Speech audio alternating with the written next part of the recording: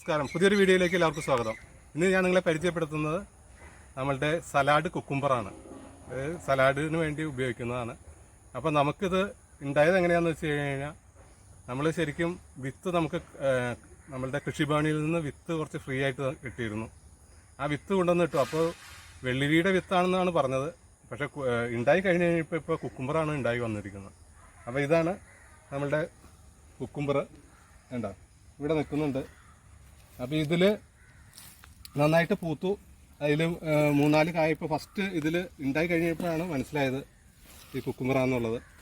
അപ്പോൾ ഇതിന് നമ്മൾ ചെയ്തത്, ഇത് പാവിയതിന് ശേഷം ഇതിൽ നമ്മൾ ചാണക സ്ലറി ആണ് ഇതിന് ഒഴിച്ചു കൊടുത്തത്.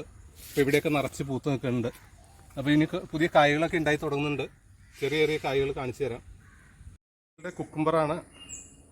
അപ്പോൾ ഇത് ശരിക്കും ഞങ്ങൾ വെള്ളരിയാണെന്നാണ് വിചാരിച്ചുകൊണ്ടിരുന്നത്. കാരണം എന്താ വെച്ച് കഴിഞ്ഞാൽ, നമുക്ക് വിത്ത് കിട്ടിയത് നമ്മളുടെ കൃഷിഭവനിൽ നിന്നാണ്. അപ്പോൾ അത് ഇട്ട് കഴിഞ്ഞിട്ട് വന്നു കഴിഞ്ഞപ്പോൾ നമ്മൾ വിചാരിച്ചത് വെള്ളരി ആയിരിക്കും എന്ന് വിചാരിച്ചിരുന്നു. അപ്പോൾ ഇപ്പോൾ എടുത്തിട്ട് അപ്പോൾ ഇത്രയും വലുതായി.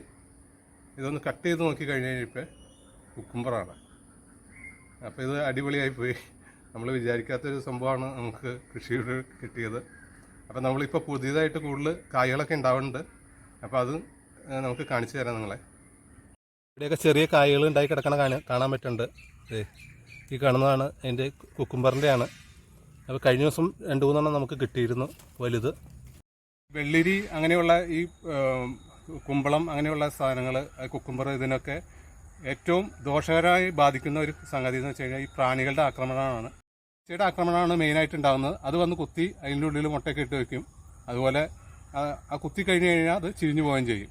അപ്പോൾ അത് അങ്ങനെ ഒരു പ്രശ്നം ഇല്ലാതിരിക്കാൻ വേണ്ടി നമ്മൾ ചെയ്യേണ്ടത്, മുൻകരുതലായിട്ട് നമ്മൾ വേപ്പെണ്ണ, സോപ്പ്, വെളുത്തുള്ളി, അപ്പോൾ ഇതും കൂടി മിക്സ് ചെയ്തിട്ട് ഒരു മിശ്രിതം ഉണ്ടാക്കാൻ പറ്റും. വേപ്പെണ്ണ മിശ്രിതം, അതിന് വെളുത്തുള്ളി മിശ്രിതം എന്നൊക്കെ പറയും. അപ്പോൾ അത് ഇടയ്ക്ക് അടിച്ചു കൊടുക്കുക. എല്ലാ ആഴ്ചയിലും ഒരു 2 പ്രാവശ്യം വെച്ച് അടിച്ചു കൊടുക്കുക. അപ്പോൾ അതിൻ്റെ ശല്യം അത്ര കണ്ട് ഉണ്ടാവില്ല. ഈ വക പ്രാണികളുടെയൊക്കെ ആക്രമണം ഇല്ലാത്ത രീതിയിൽ നമ്മൾ സംരക്ഷിച്ചെടുക്കുകയാണെങ്കിൽ നമുക്ക് നല്ല വിളവും കിട്ടും. ഇതിന് കൂടുതൽ വളങ്ങളൊന്നും ചെയ്തു കൊടുക്കേണ്ട ആവശ്യമില്ല. നമ്മളാകെ ചെയ്യുന്നത്, ഈ നട്ടതിന് ശേഷം ചെയ്തിരിക്കുന്നത് ചാണക സ്ലറി മാത്രമാണ്. കുറച്ച് ഇടയ്ക്ക് ഒരാഴ്ച 2 ആഴ്ച കൂടുമ്പോഴൊക്കെ ഒഴിച്ചു കൊടുക്കും. അത് മാത്രമേ ചെയ്തിട്ടുള്ളൂ. അപ്പോൾ നമുക്കിപ്പോൾ തന്നെ ഒരു 3-4 കിട്ടിയിരുന്നു. ഇപ്പോൾ ഇനി ഉണ്ടായി വരുന്നുണ്ട്. എല്ലാവർക്കും ഇഷ്ടമായെങ്കിൽ ഒരു ലൈക്ക് കൊടുക്കുക. പുതിയൊരു വീഡിയോ വരും വരെ ഗുഡ് ബൈ.